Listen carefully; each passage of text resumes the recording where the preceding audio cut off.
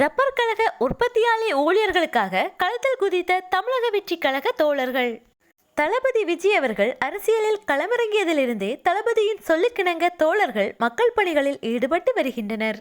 அதிலும் குறிப்பாக அடித்தட்டு மக்களை தேடி சென்று அவர்களின் தேவைகளை பூர்த்தி செய்தும் வருகின்றனர்.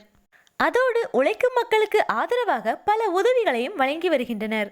அந்த வகையில் தற்போது கன்னியாகுமரி மாவட்டம் ரப்பர் கழக உற்பத்தியாளர் ஊழியர்களுக்காக களத்தில் இறங்கியுள்ளனர் தமிழக வெற்றி கழக தோழர்கள். கன்னியாகுமரி மாவட்டம் கீரிப்பாறை அரசு ரப்பர் கழக உற்பத்தியாளர் ஊழியர்கள் மிக ஆபத்தான ரசாயனங்களை கையாண்டு வருகின்றனர்.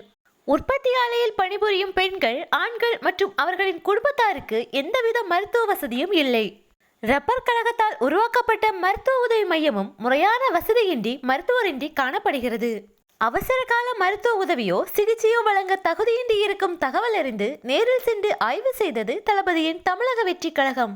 கன்னியாகுமரி கிழக்கு மாவட்ட செயலாளர் SR மாதவன் மற்றும் தோவாளை ஒன்றிய நிர்வாகி கோகிலா அனீஷ் அவர்களோடு சில தமிழக வெற்றி கழக தொண்டர்களும் கீரிப்பாறைக்கு நேரில் சென்று மருத்துவ உதவி மையத்தை ஆய்வு செய்தனர்.